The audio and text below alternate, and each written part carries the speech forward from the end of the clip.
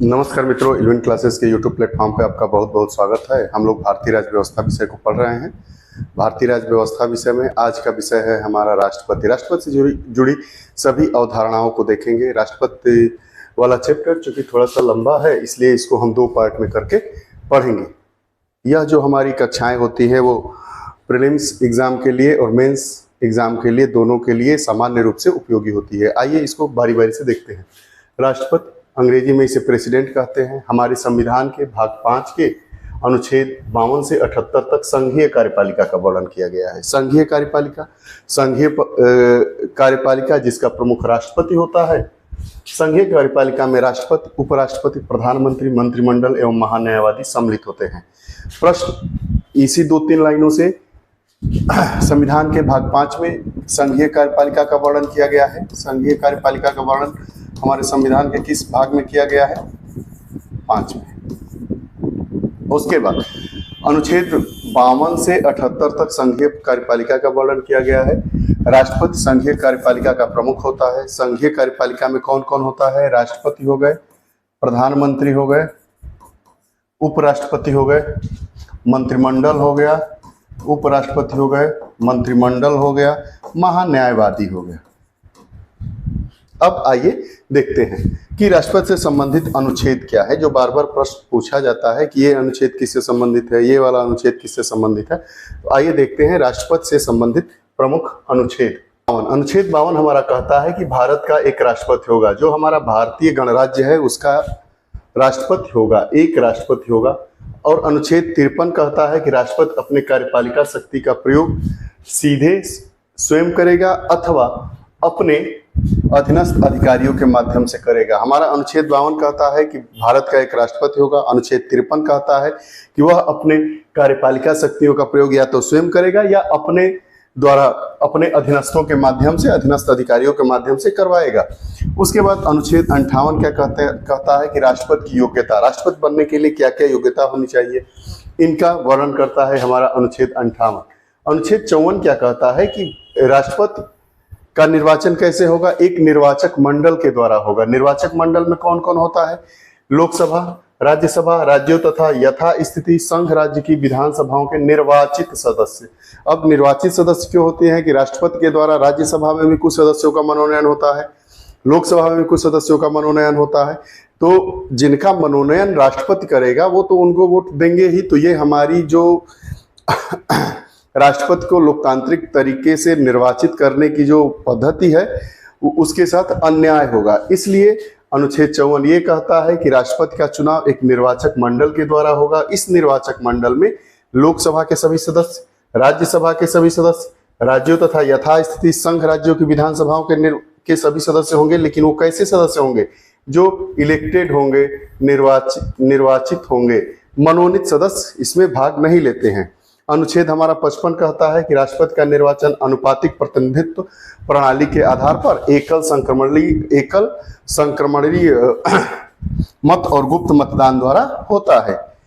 अब अनुपातिक प्रतिनिधित्व प्रणाली क्या है कि जैसे किसी राज्य की जनसंख्या कितनी है तो वहां के विधायक का मत मूल्य क्या होगा, सांसद का मत मूल्य क्या होगा, इसी को हम कहते हैं अनुपातिक प्रतिनिधित्व प्रणाली। अब राष्ट्रपति का चुनाव होता है अनुपातिक प्रतिनिधित्व के अनुसार एकल संक्रमणीय मत और गुप्त मतदान द्वारा। अब आगे देखते हैं राष्ट्रपति की पदावधि कितनी होती है, राष्ट्रपति कितने दिनों तक अपने कार्यकाल पर, अपने पद पर बना रह सकता है, तो उसके बारे में दिया है। जो राष्ट्रपति की पदावधि होती है वो सामान्यतः 5 वर्ष होती है। सामान्यतः 5 वर्ष किस तिथि से? जब से वह निर्वाचित लेता है, शपथ लेता है भारत के सर्वोच्च न्यायालय के मुख्य न्यायाधीश के सामने।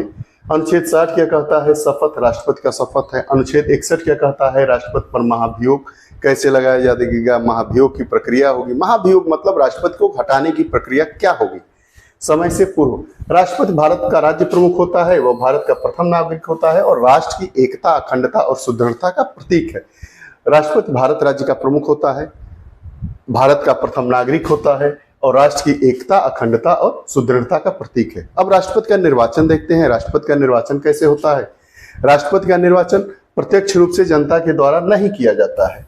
प्रत्यक्ष रूप से जनता के द्वारा क्यों नहीं किया जाता है? क्योंकि प्रधानमंत्री और राष्ट्रपति दोनों के पदों को लेकर आपस में टकराव हो जाएगा। क्योंकि जो प्रधानमंत्री होता है वो प्रत्यक्ष रूप से संसद का सदस्य चुना जाता है और संसद का सदस्य चुनने के बाद उसको क्या बना दिया जाता है?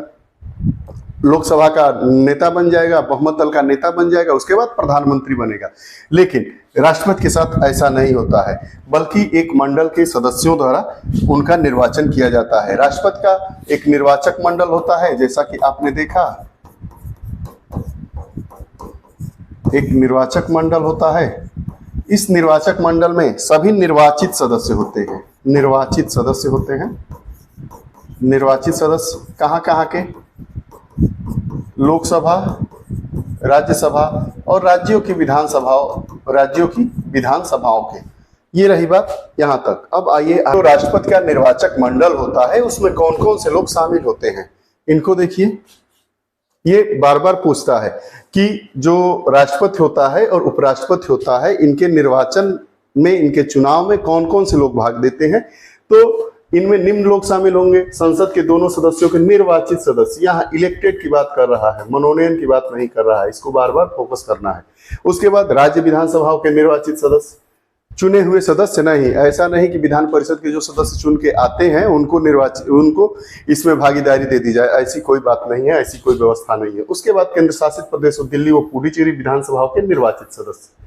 ये रही बात यहाँ तक। इस प्रकार संसद के दोनों सदनों के मनोनीत सदस्य, राज्य विधानसभाओं के मनोनीत सदस्य तथा राज्य विधान परिषदों के सदस्य निर्वाचित या मनोनीत, वह दिल्ली व पुडुचेरी के मनोनीत सदस्य राष्ट्रपति निर्वाचन में भाग नहीं लेते हैं। कौन कौन भाग नहीं लेता है? मनोनीत सदस्य, चाहे वो राज्यसभा के हो चाहे लोकसभा के हो। विधान परिषदों के सदस्य, विधान परिषद मतलब विधान परिषद दो होती है ना सभाएं, विधानसभा और विधान परिषद। विधानसभा और विधान परिषद। तो जो विधान परिषद के सदस्य होते हैं वो राष्ट्रपति के चुनाव में भाग नहीं लेते हैं। विधानसभा के सदस्य भाग लेते हैं और दिल्ली व पुडुचेरी के मनोनीत सदस्य राष्ट्रपति निर्वाचन में भाग नहीं लेते हैं। अब आगे,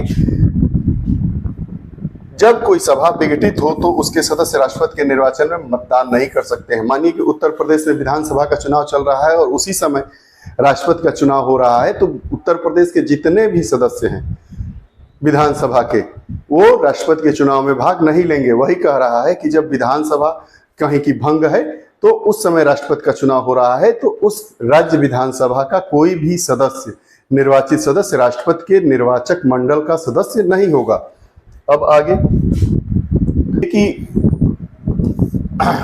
राज्य विधानसभाओं तथा संसद सदस्यों के मतों की संख्या का निर्धारण कैसे किया जाता है कि एक राज्य विधानसभा के सदस्यों, जो सदस्य हैं, उनका कितना मत मूल्य है, और संसद के सदस्यों के मतों की संख्या का निर्धारण हम कैसे करते हैं। राज्य विधानसभा के सदस्य मतलब विधायक, तो एक विधायक के मत मूल्य हम कैसे निकालते हैं? उस राज्य की पूरी जनसंख्या, जैसे उत्तर प्रदेश की पूरी जनसंख्या 25 करोड़ है, वहां से निर्वाचित राज्य विधानसभा के निर्वाचित कुल सदस्य उत्तर प्रदेश में 403, उसके बाद गुणे 1/1000।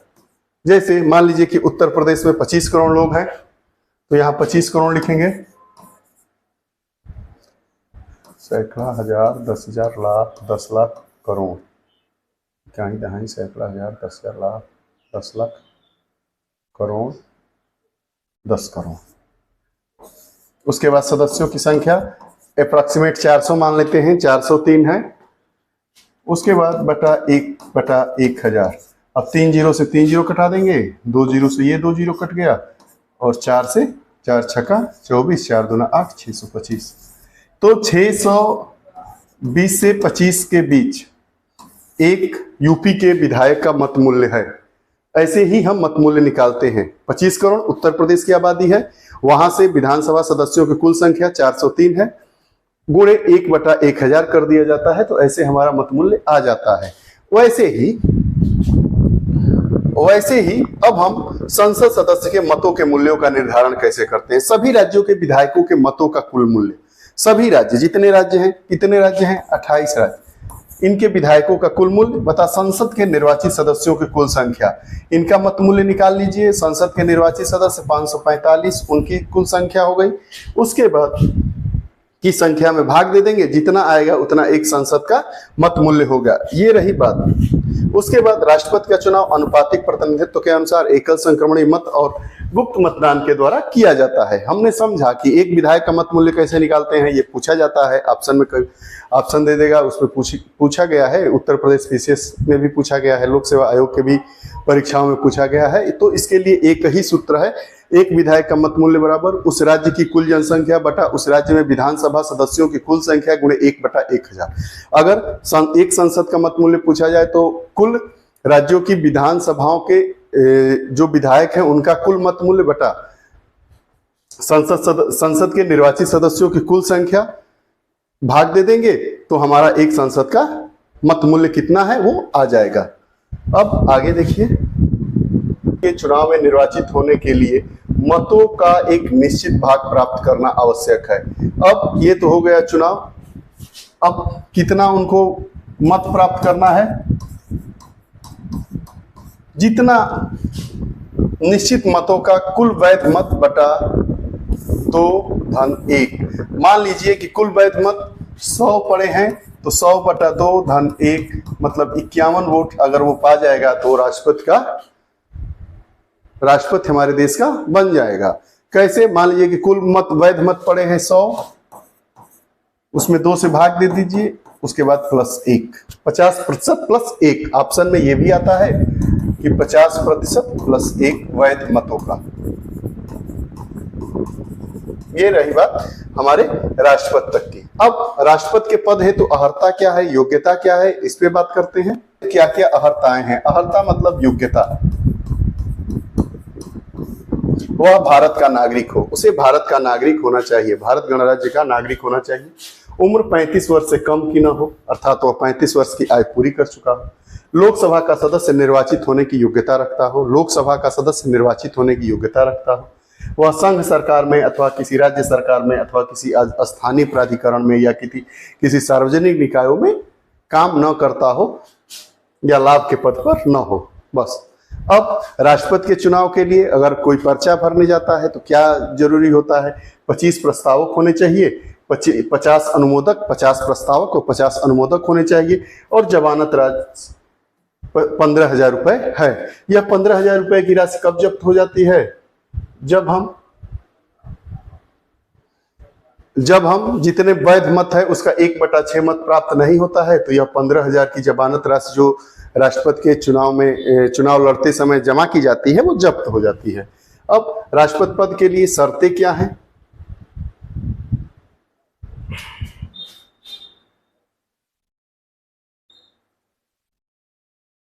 अब राष्ट्रपति पद के लिए शर्त क्या है, इसको देखिए।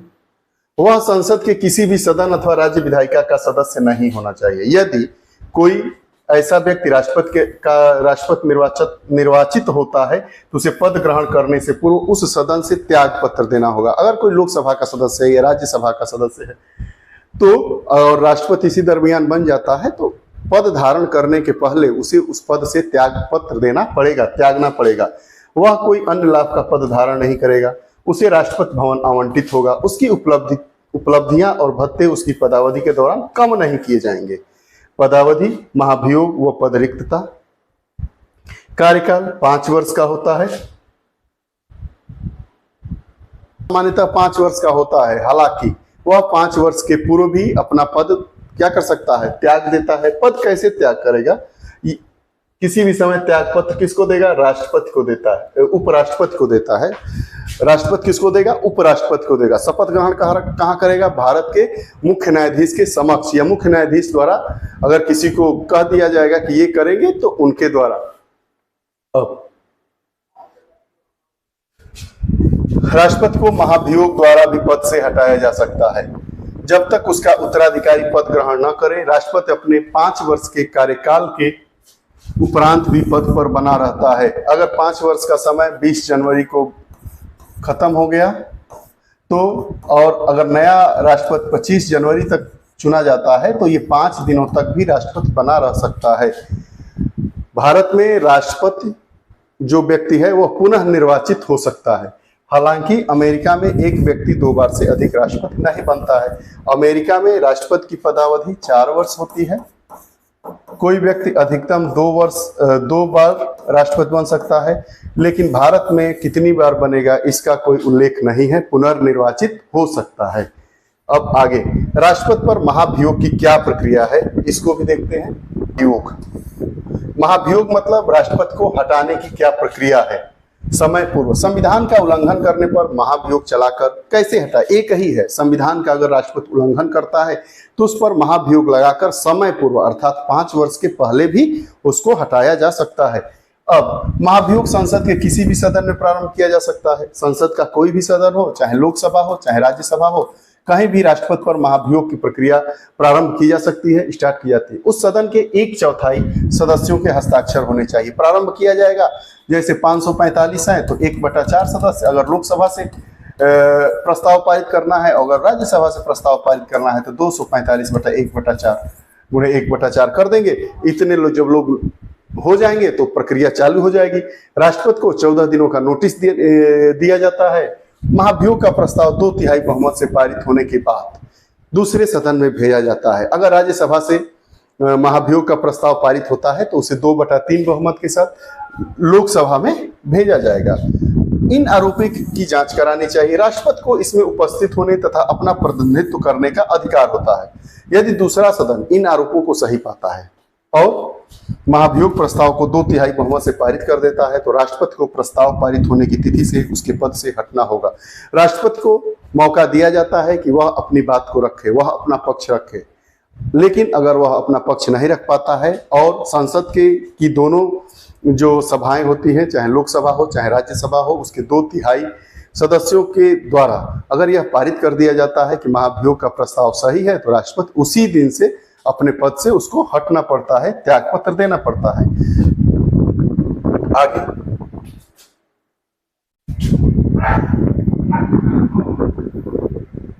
महाभियोग संसद की अर्ध न्यायिक प्रक्रिया है। इसमें ध्यान देने योग्य है। देखिए, संसद योग ध्यान देने योग्य बातें हैं। संसद के दोनों सदनों के नामांकित सदस्य जिन्होंने राष्ट्रपति के चुनाव में भाग नहीं लिया था इस महाभियोग में भाग लेते हैं। अब देखिए, यह अन्याय कहाँ होता है। जिसको राष्ट्रपति ने संसद का सदस्य बना दिया वही राष्ट्रपति को हटाने की अर्थात महाभियोग की प्रक्रिया में भाग लेता है। यही इसकी अर्ध न्यायिक प्रक्रिया कहा जाता है। भाई, जब निर्वाचन में भाग ही नहीं लिए तो हटाया जब जा रहा है, महाभियोग लगाया जा रहा है तो आपको उसमें भाग नहीं लेना चाहिए, लेकिन भाग लेते हैं।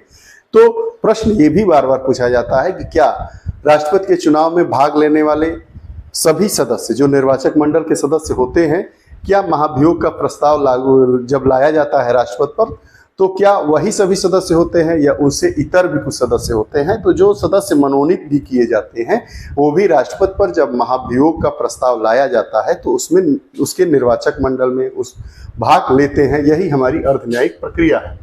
अब राज्य विधानसभाओं के निर्वाचित सदस्य, दिल्ली और पुडुचेरी केंद्र शासित राज्य विधानसभाओं के सदस्य इस महाभियोग में भाग नहीं लेते हैं। अब राज्य विधानसभाओं के भी जो निर्वाचित सदस्य हैं वो तो भाग लिए थे राष्ट्रपति के निर्वाचन में, लेकिन जब महाभियोग की प्रक्रिया होती है तो लोकसभा और राज्यसभा की ही हमारे संविधान में बात की गई है, तो ये भी अर्ध न्यायिक प्रक्रिया है, ये भी न्याय नहीं है। अब राष्ट्रपति के पद की रिक्तता 5 वर्ष का कार्यकाल समाप्त होने पर, त्याग पत्र देने पर, महाभियोग द्वारा हटाए जाने पर या मृत्यु होने पर, निर्वाचन अवैध घोषित होने पर, ये 4-5 तरीके हैं जिसके द्वारा राष्ट्रपति की पद की रिक्तता हो जाती है, राष्ट्रपति को पद से हटा दिया जाता है। अब राष्ट्रपति की अनुपस्थिति, जब राष्ट्रपति की अनुपस्थिति हो जाएगी तो राष्ट्रपति का काम कौन देखेगा? उपराष्ट्रपति, भारत का उपराष्ट्रपति। अगर ये भी नहीं है तो भारत के मुख्य न्यायाधीश, भारत के मुख्य न्यायाधीश। अगर ये भी नहीं है तो जो सुप्रीम कोर्ट है उसके वरिष्ठतम न्यायाधीश। अगर ये भी नहीं है तो कार्यवाहक के रूप में जो कार्य कर रहे हैं वो करेंगे। अब राष्ट्रपति की शक्तियां क्या हैं, उसके कार्य क्या हैं, इनको भी देखते हैं। राष्ट्रपति की शक्तियां एवं कर्तव्य।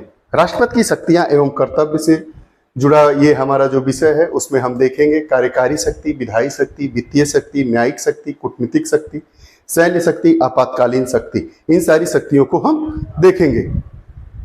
मित्रों, आज की कक्षा में बस हम राष्ट्रपति के बारे में इतनी ही बातें जाने। अब राष्ट्रपति की दूसरी कक्षा में हम पुनः बात करते हैं।